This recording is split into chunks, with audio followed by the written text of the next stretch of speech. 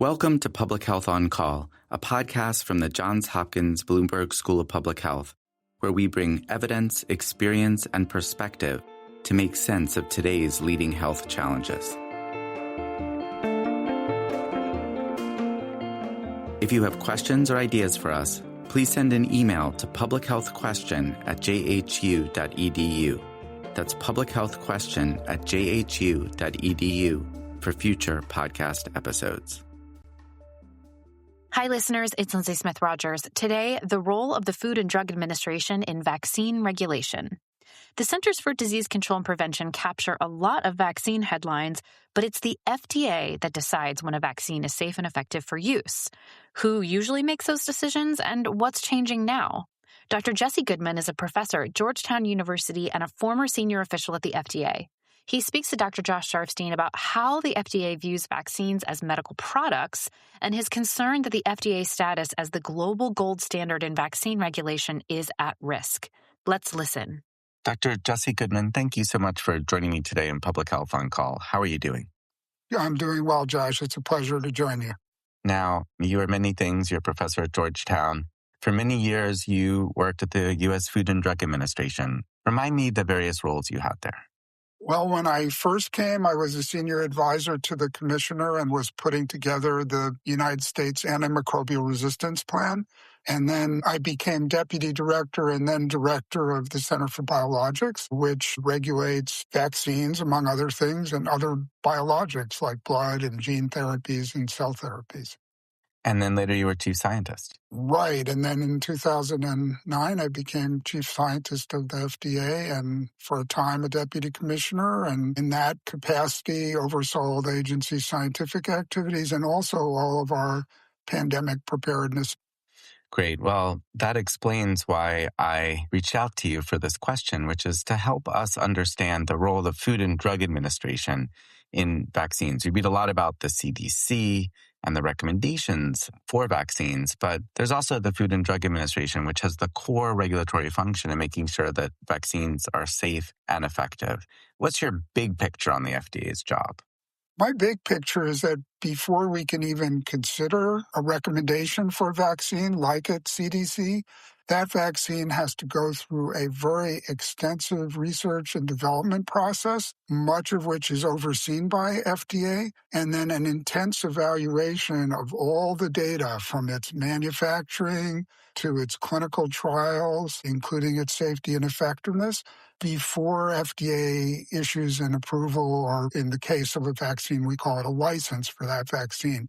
So there's often a many-year process during which FDA is involved with the innovator, which could be a scientist at a university or it could be a large company, to assure these vaccines have been fully evaluated and are safe, effective, of the highest possible quality before they're even considered for use. And then I would add that once they're even approved, there's a continued oversight process where FDA looks at the manufacturing, they look at the characteristics of every single lot that's released, and they also look at the facilities to be sure they're doing the job they're supposed to be doing. And then they look at safety data that comes in through various kinds of systems. Tell me about the people at the FDA who do all those functions. Well, traditionally, there's an amazing group of people from multiple scientific disciplines. So in CBER and within our Office of Vaccines, there might be biochemists who are expert in the composition of the vaccines and their purity. There will be immunologists who are experts in the immune response to the vaccine. There will be physicians and clinicians who are used to looking at clinical trial data and safety data. And then there are statisticians and epidemiologists that, again, look at detailed clinical and safety data on the vaccine. So there's quite a broad crew, and I'm sure I'm leaving lots of people out. There are manufacturing experts who evaluate the manufacturing protocols. And then there are laboratory scientists. We were very proud that we had scientists who are conducting research on how to ensure the vaccines continue to be safe and effective, and often develop improvements in how we evaluate vaccines. For example, new models to assess the safety of polio vaccines that are used commonly by industry were developed within FDA. So you've got a really important overall responsibility. You have a lot of trained experts who are focusing on different aspects of that responsibility. What would you say the culture is? What has been your experience with the oversight culture of the Food and Drug Administration? The vaccine office within CBER has generally been considered a global gold standard, and most global regulators and companies and investigators think it's a very strict, if anything, perhaps overzealous and super compulsive group. But we always wanted to be that way because we wanted the highest assurance that these products, which are given to millions of healthy people, particularly for our childhood vaccines, we want them to be of the highest possible quality. At the same time, you want to balance that with we want our children to have vaccines that have been so critical in improving their lifespan and protecting us from diseases that used to kill thousands of people, like measles and whooping cough and diphtheria, not to mention polio. So we tried to balance having very strict high standards with, not making it so impossible to develop products that there would never be new or better products or that we couldn't respond in an emergency. So that balance is incredibly important. And, I think that this is another reason also that we have this team of people with different disciplines who might look at things differently, but they all get together and look at all the data together at the end of the day and try to balance different considerations. Do we want more data about X or Y? Or are we satisfied with that? So it's a responsibility that people take very seriously. And as I said, FDA has been viewed as a very strict regulator of the vaccine industry. And you also said FDA has been seen as a global gold standard, meaning that when the FDA gives its seal of approval to a vaccine, that really says that it's passed your strict review. Yes, I think it's been viewed as a really important thing that other countries can look at because not everybody has these kinds of resources.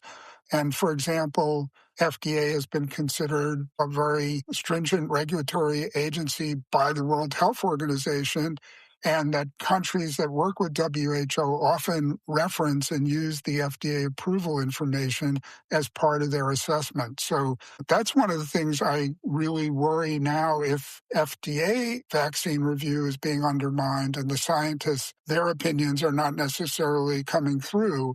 Will we any longer be considered a global gold standard?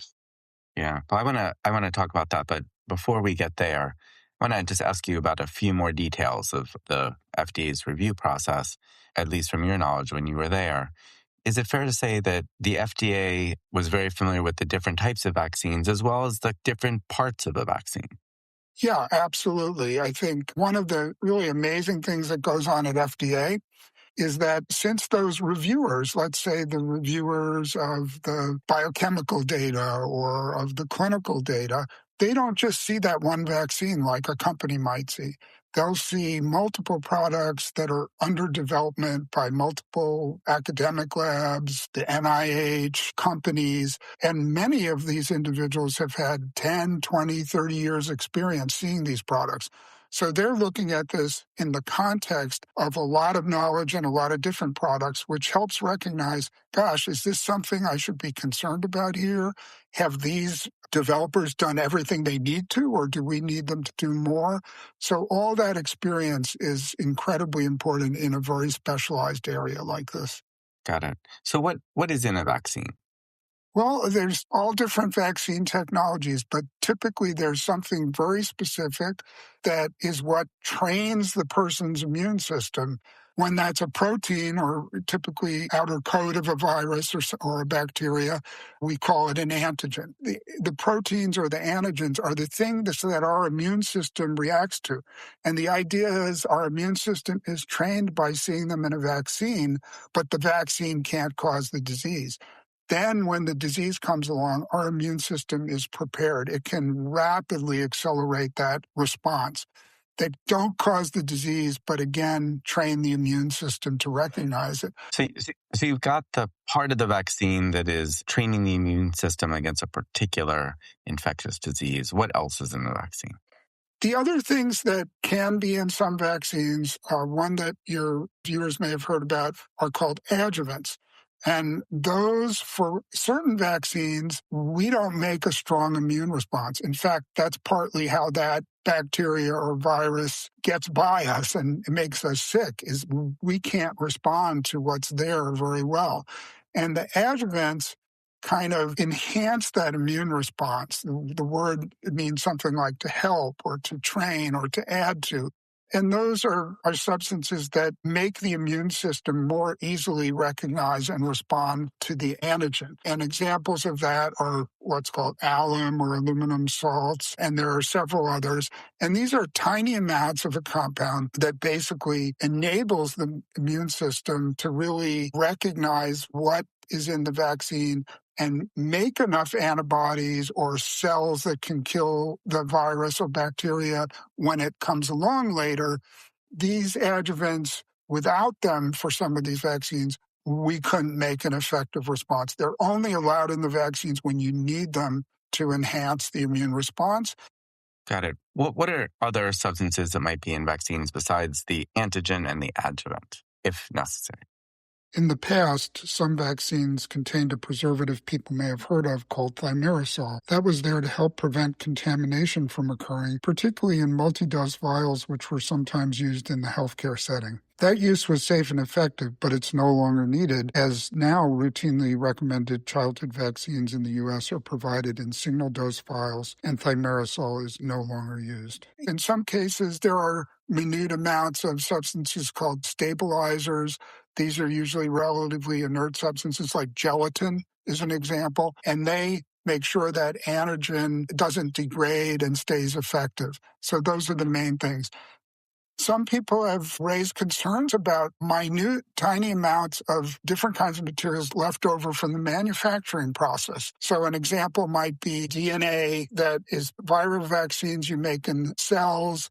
The RNA vaccines you make using DNA as a template. First of all, they're tightly regulated, and before the vaccines are used, those things are purified away. So we're talking about usually infinitesimal amounts, billionths of a gram or less, that kind of thing. And again, FDA has tough standards, usually requires every lot be tested for the amount in there and that it's meeting a safety threshold that's many, many times over anything of any concern.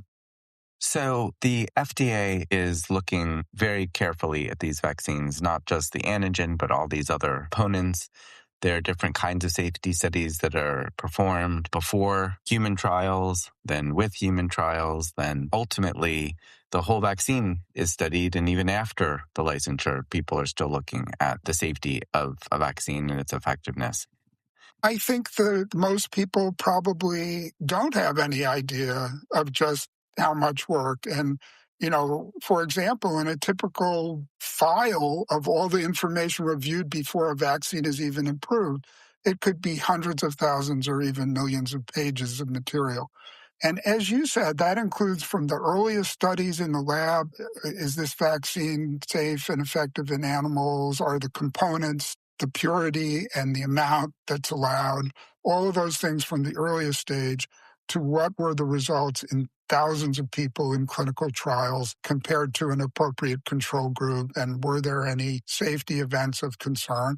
And then, because very rare safety events may not be detected even in clinical trials of thousands of people, FDA usually requires post-approval studies, particularly if any questions are raised, and certainly required submission of any serious adverse events.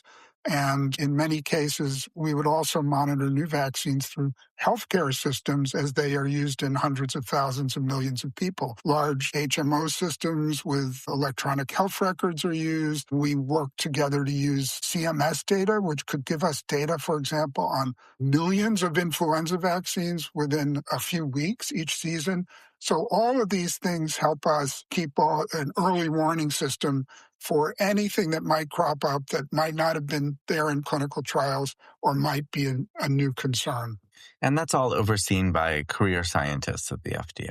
Normally, that has been overseen by career scientists, and the head of the Office of Vaccines orchestrates the entire vaccine review process and normally makes the final decision, which they then bring to the center director for final sign-off. Now, recently, we've been reading about the engagement of recent appointees in the nuts and bolts of vaccine regulation. And you had said earlier that that makes you worried. Could you explain a little bit more why? Well, I would say it's a good thing for leaders to ask questions and to challenge the expert scientific staff at the agency. And I think it's great for the leadership to raise questions and have different points of views. And many times the back and forth would lead to people, doing things differently or doing additional things. But there was never a circumstance that during the time I was there where, for example, the career staff and the director of the Office of Vaccines either had a concern about a vaccine or recommended one for approval where the center director or the FDA commissioner, simply overruled that. And we've seen recently in the last year circumstances where the reviews by the agency scientists and the decision memo by the head of that office were overruled by the center director. And we know that this is coming in this framework where we have an HHS secretary and even a president who have endorsed very unconventional and skeptical views about vaccines. So it is very concerning. The other thing is when there are the differences of opinion, we have a tried and true process for transparent discussion and for use of expert advisory committees that are truly independent experts with suitable expertise. And so if there were ever things where we raised concerns or issues, we would bring them to an advisory committee and outside scientists, professional organizations like the American Academy of Pediatrics or the Infectious Disease Society, they could be there and give input and ask questions and answer questions.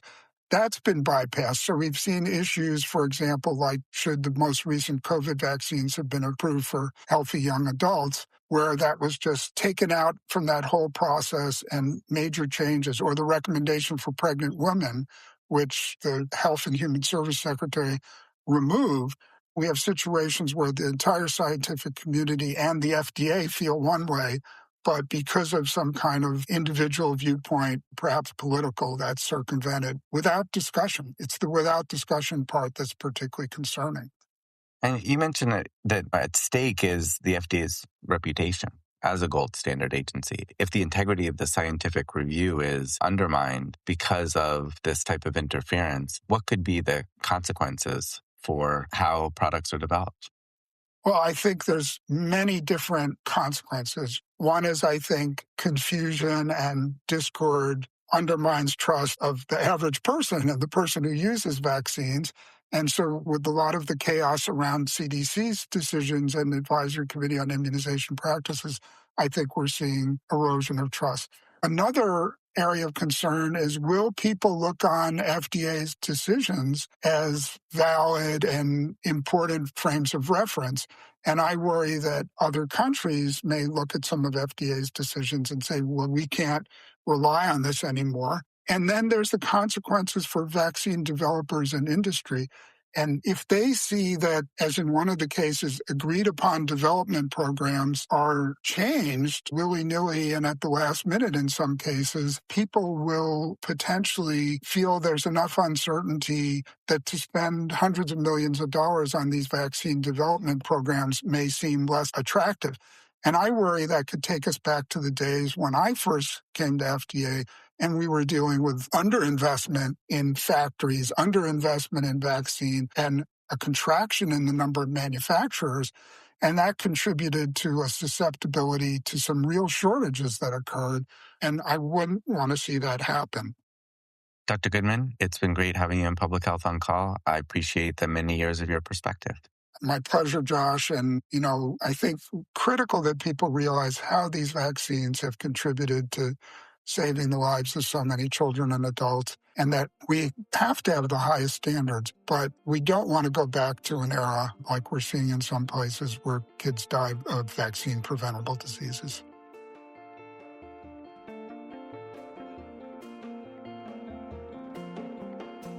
Public Health on Call is a podcast from the Johns Hopkins Bloomberg School of Public Health, produced by Joshua Sharfstein, Lindsay Smith-Rogers, Stephanie Desmond, and Rachel Walsh. Audio production by Michael Bonfils, Matthew Martin, and Philip Porter. with support from J.B. Arbogast, Spencer Greer, and Chip Hickey. Distribution and social media by Rachel Walsh, with support from Nick Moran and Brianna Iacovelli. Follow us on Instagram and Blue Sky at Public Health Pod for more public health takes and special content. If you have questions or ideas for us, please send an email to publichealthquestion@jhu.edu. That's publichealthquestion@jhu.edu for future podcast episodes. Thank you for listening.